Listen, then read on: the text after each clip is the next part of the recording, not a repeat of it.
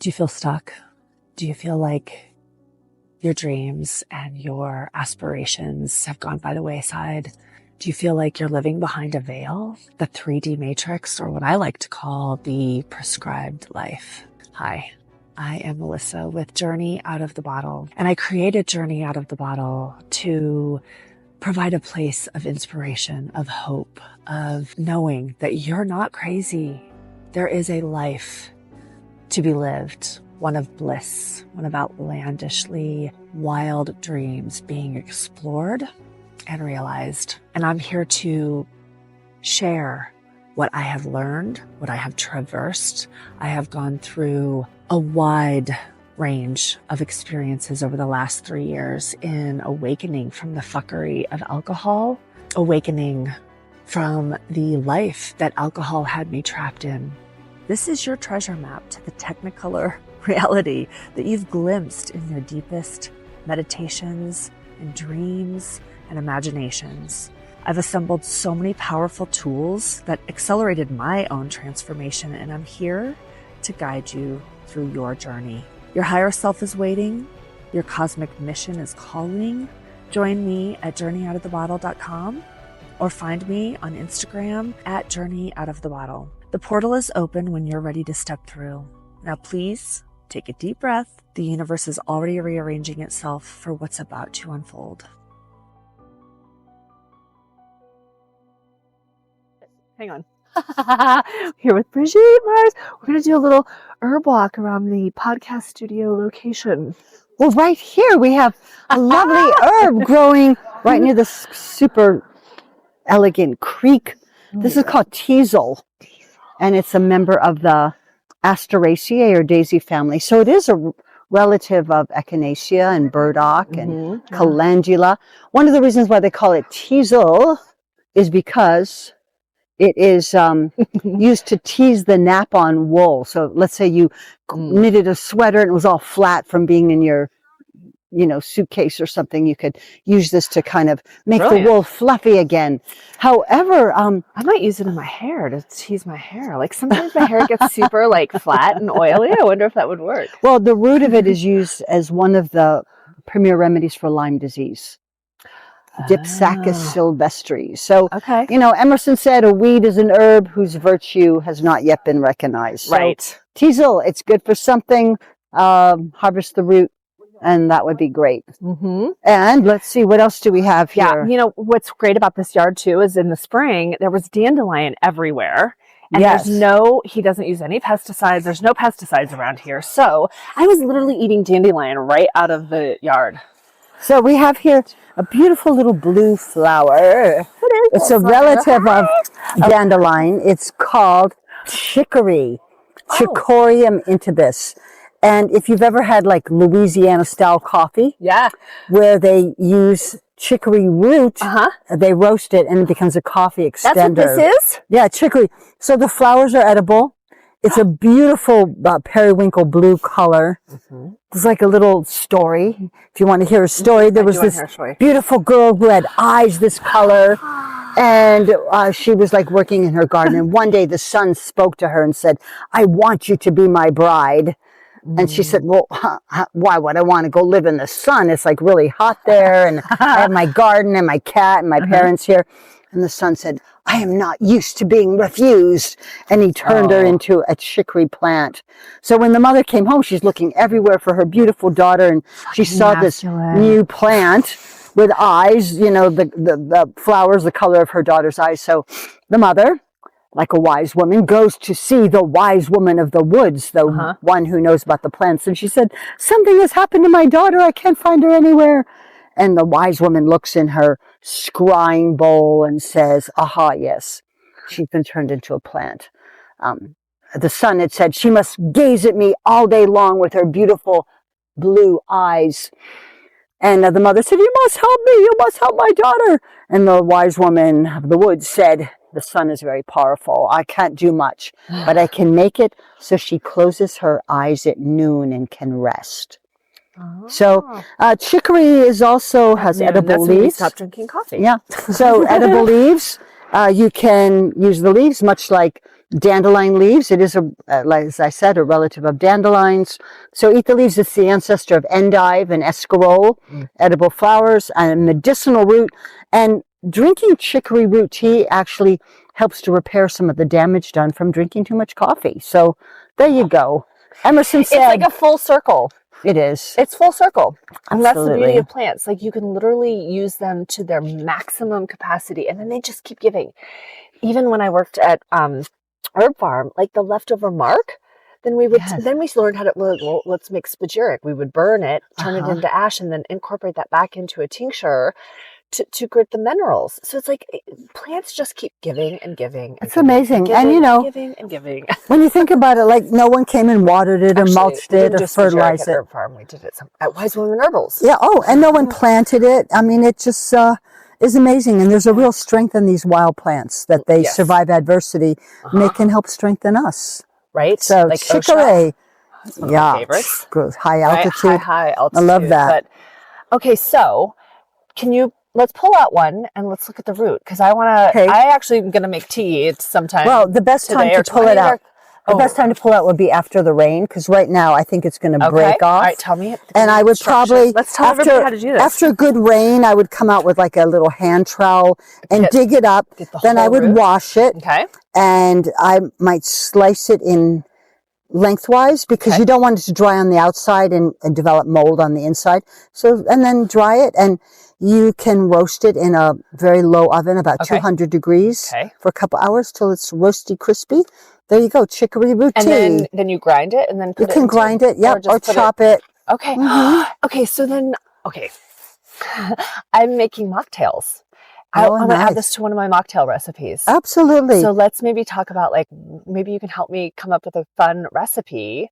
Because I'm always looking for, like, alcohol replacement. Instead of an alcoholic drink, we do an NA drink, and maybe this one is the energizer. Yeah. You know, like stimulant for dancing. And well, I'm thinking, you know, because it does make a nice coffee-like tasting beverage, that maybe making it kind of like with cinnamon and cardamom and ginger, kind of like maybe a herbal Kahlua kind of thing. I was thinking the same thing. I was like, some sort of like liqueur. Coffee liqueur. I would like that, a liqueur. Chewbacca, Kahlua. except with no hangover. And maybe you could put some coconut milk in there to give it that, smooth it out. That's what I would think. Desserty and or aperitif-y. Absolutely. Absolument. Oh my God. Okay. Chicory. Absolument. We're going to do this. Okay.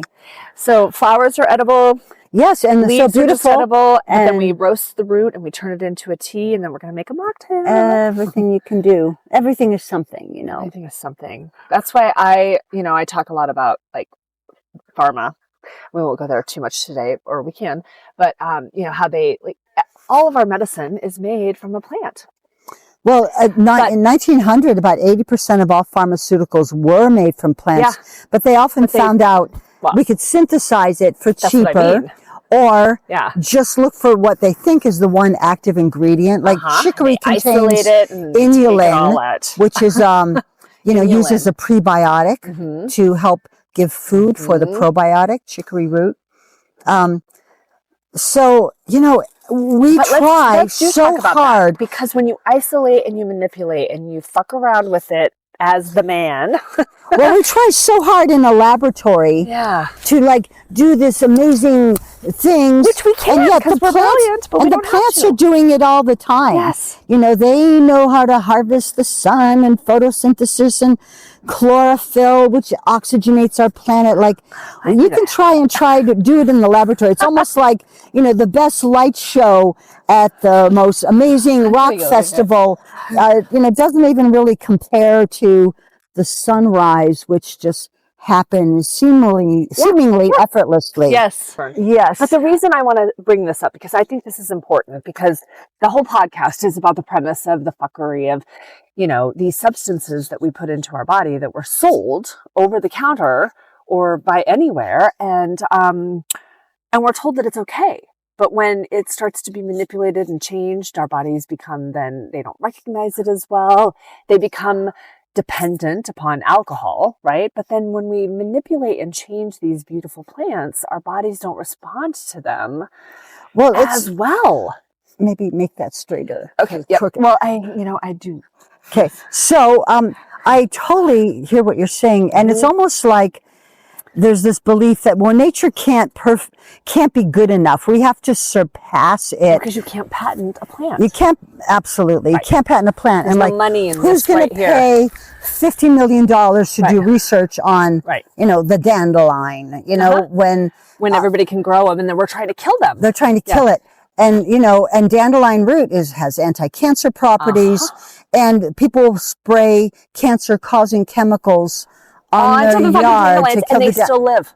Yeah, they still live. They still live. They come back. Do you hear this? Like, this is what's important for people to understand. So these plants are Jedi warriors. Yes. They have figured out the key to surviving adversity. And they grow up through the cracks in the sidewalk, and they grow everywhere. We cannot stop them. So you try to get rid of the dandelions.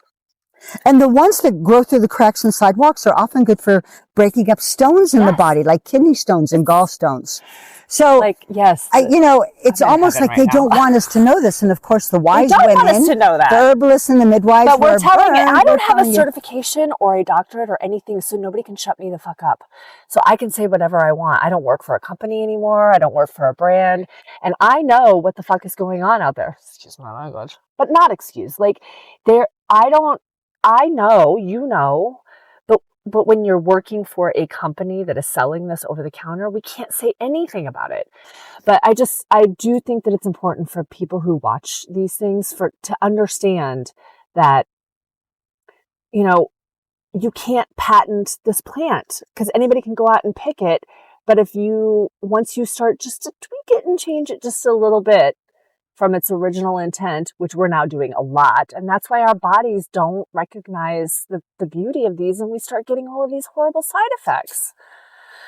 All right. Well, you keep going. So, and another thing about these plants, these are growing wild. So these aren't even in somebody's garden. Right. Nobody planted it. No. Nobody gave it mulch or fertilizer or, any type of tending, and it still survives. And, here it is. It's late summer.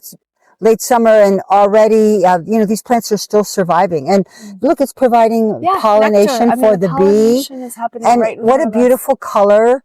And, so so this is just great news. And so, I think we've been bamboozled big time. And, we're change makers. We're trailblazing. We're changing it, but it's really coming out that we have been bamboozled by the companies to think that we couldn't possibly know what to eat in the wild. Right. And if we think about our ancestors, they didn't I have to go to the grocery store to make a salad. They would go out in the yard.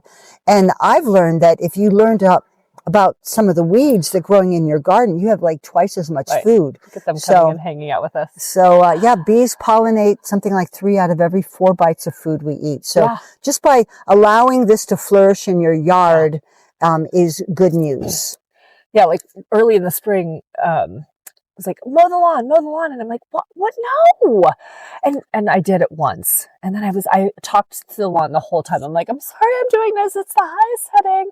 But this is way better than putting gasoline, or even if they're electric, right? Or battery powered, but cutting down our grasses and making them short. And it takes away from the moisture in the air.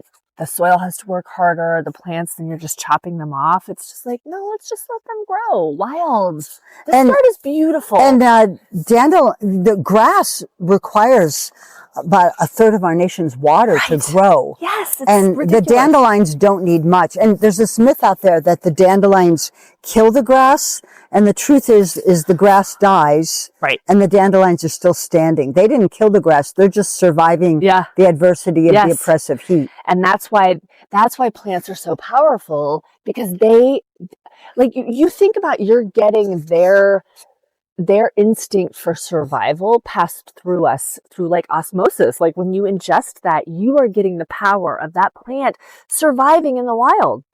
I know. Good luck to you surviving at 10,000 feet, right? Mm-hmm. But that plant does, and then that's what helps us breathe. Yep.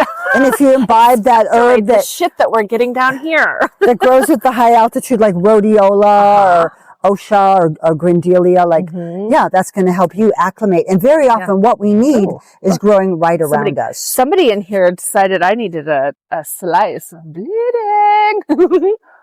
I don't know what that was, but it's probably the grass, right? Like some of the grasses can be sharp. Yeah, no, they call them blades of grass for a reason. Right. Don't ever try wiping yourself when you pee in the woods with grass. No. Find a nice fluffy leaf that isn't poison ivy. All right, we're going to go on a little herb walk. Hallelujah. Oregano? Mm-hmm. Oh, okay. I've been making a lot of fresh tomato, basil. So I'm actually gonna take a few of these right now and add them to my lunch. Oregano. So, well, we can go in the front and see what else there might be. There's some garden mint right here. More chicory, lots of dandelions. Okay, so this is oregano. Right there in the yard. Right there in the yard. What's that? Oregano. Right there in the yard. Yeah. And mint. Right Someone in the must yard. Have planted it at one time. Yeah. But like, I just bought fresh mint the other day at the grocery store, but I could have just come out here and just used this. Well, mints hybridize really easily. So people, if you plant peppermint near spearmint, they kind of like merge together. Yeah. But the mint family incorporates or includes a lot of our culinary herbs. Like oregano is a mint, so is basil, thyme, rosemary, sage. So people like say, "Oh, don't plant mint; it'll take over. Plant it in a pot so it doesn't take over." And I say, "Well, so what if it takes over? Because you can always cut it and dry it and have mint tea for the winter." There's so many good things about mint. Great digestive aid, freshens your breath, good for stomach ache, colic, has antiviral properties. We can also use it in the culinary arts. I prefer spearmint to add to things like hummus or tabbouleh salad, but even just smelling it, it's like revivifying, like kind of activates you. So that mint family, technically called the Lamiaceae family, they always have a square stem. And it's kind of like one of those trick SAT questions. All mints have a square stem, but not all square stems are mints. Okay? Yes. Yeah. I got you. I'm tracking you. Okay. But so all mint is square. All mint family members. Yeah. Okay. So motherwort, lemon balm, a lot of the culinary herbs. I love lemon balm. So let's say you have a lot of mint. You want to cut it when it's just starting to flower. That's the best time. You can dry it loosely in a paper bag. Very easy to do. And then when it's dry, you could, put it in little jars, put a bow on it, and give all your friends a little jar of mint tea for the holy days. It's so funny. I'm sitting here listening to you, and I'm like, I gotta write all this down. I gotta take notes. And I'm like, oh. And it's all in my books. It's all here. In my 18 books. But another nice thing we can do with mint in the summer is take your mint, whether fresh or dried, put it into a lost sock. Do you have a lost sock collection? Mm-hmm. Tie it up and then throw it in the bath, hot water. And then when the water cools down, take a tepid bath. And mint is actually a refrigerant. It'll lower your body temperature. Yeah. And I wish I would have known this 2 months ago. Seriously. Yeah. It was hot AF. So I took a lot of mint baths. Go to Guatemala. I'm going to take some with me. Yeah, good. Maybe you should label it. Label it so they don't think it's something. I'm sure I'll find something. But no, this is great. Yeah. What about you could put these in a cold plunge. Mm-hmm. You don't want to gum up your plumbing too. That's why I say tie it into a loose like if you were just having if you have one of those horse troughs right there. Absolutely. And outside, you could have a cold plunge. That would be so fun.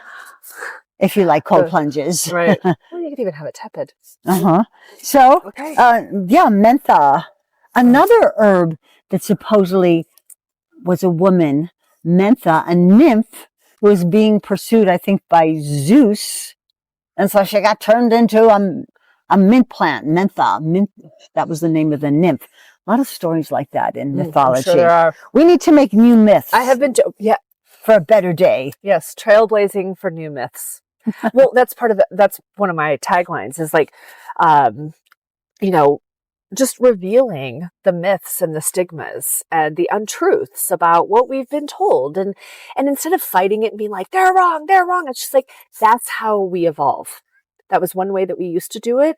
And as human beings, we're so creative and inventive and whatnot. We're like, well, we can make medicine out of these plants. And now that we're knowing, we can now just go back to actually using the plants. And cut out the middleman. Should we cut out the middleman? Well, I do that. Cut them out. I do that a lot. There's a lot of medicine that is very, very valuable that you cannot just go out to your yard and certainly, things like antibiotics can save lives. And if you watch the series Outlander, which I love, when Claire time travels back to the 1700s, she brings some penicillin with her. And when she runs out, she learns to make it. So I don't want it to be about us and them. No, like, how can we put our heads and hearts together? Yes. So something that I was telling my students at Naropa University yesterday is like, when we have an illness, first of all, we should look at what is this trying to tell me? Am I partying too much, drinking too much, not sleeping, eating too much sugar?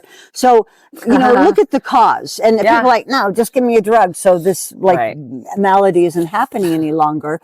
But, and then, energetically, is there something we could do? Like, well, I could go to bed earlier. I could eat less sugar. Or I could, go to therapy with my partner, or I could start journaling, or maybe, do yoga, or it's like she's describing my awakening.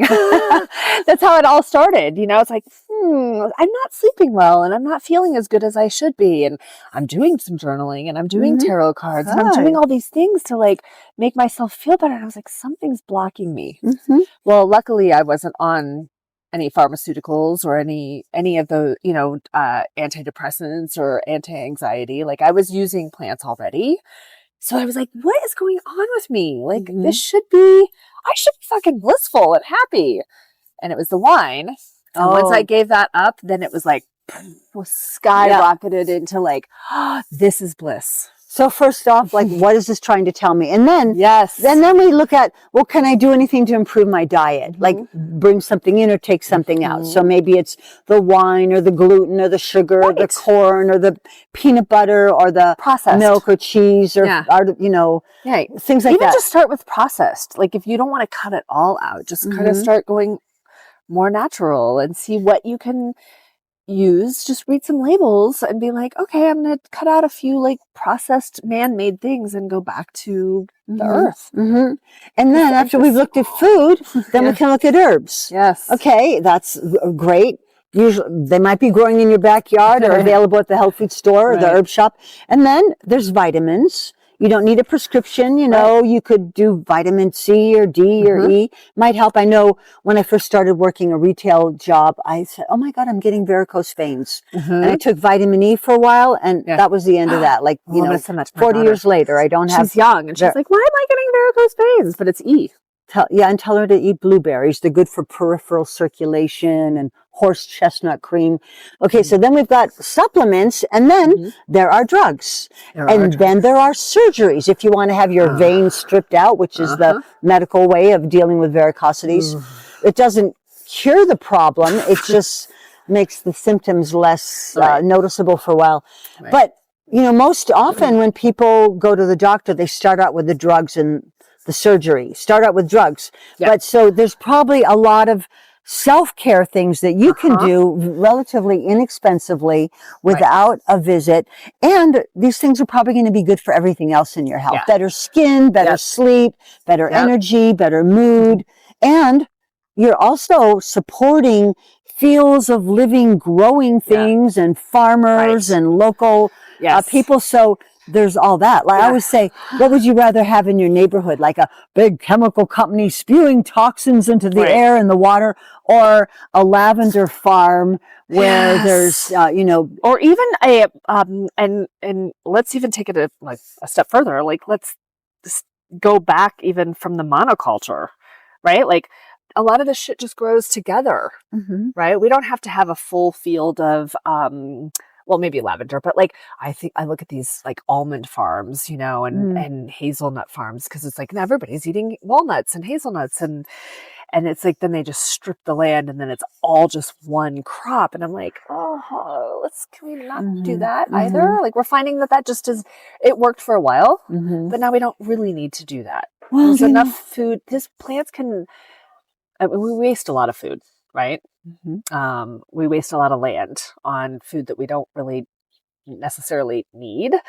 And plants can just grow so heartily. Like this could make a lot of tea. Or pesto. This is all oregano. We could be making pesto. A whole grocery shelf for maybe a few months. And, if you think about one of the things that's going on in developing nations, they're often growing our addictions. Yeah. They're growing tobacco. They're growing cocaine. They're growing coffee. They're growing sugarcane. And then they sell those products and then they buy the foods that are undermining their health instead of, the quinoa and the beans and the pumpkin and the, small purple potatoes and all the things. So that's unfortunate. And I've been in really, and I'm sure you have, really like small towns way far away. And the one little store, it's selling, Cheetos and jelly Doritos beans and artificially color things that are like, whoa, that's too bad that's all Gummy you can bears, get. Soda at the yin yang. And, it's like, we could go down that rabbit hole. So, reservations or the less, the more marginalized communities have very little access to healthy foods. And they're usually the ones growing. Well, if they've been monoculture to corn. Well, where I'm from the Midwest, and it's like cornfields for miles. And that was like a really like good thing. Like we've got corn everywhere. And it's like, oh God, we're surrounded by fucking corn. And corn used to be like small, red, blue, purple. Same with potatoes. They weren't these big white starchy blobs. Yeah. So again, right. And there is a difference between hybridization and genetically modifying. Like plants hybridize, like the spearmint will cross-pollinate with the apple mint or the chocolate mint. They're evolving just like we are. Yeah. Right? They're like, oh, hey, you want to be my friend? Let's, we grow good together. But a shrimp does not naturally cross-pollinate with a potato. No. That doesn't happen. Yet. All right. Should we move to the next spot? Yeah, sure. All right. We're going to take a little... Thank you for joining Journey Out of the Bottle. I hope you enjoyed this episode. And for more information or to connect with me, please visit journey-couture.com or visit me on Instagram at Journey Out of the Bottle. Thanks for listening. I hope you have a beautiful and blissful, outlandishly wild day.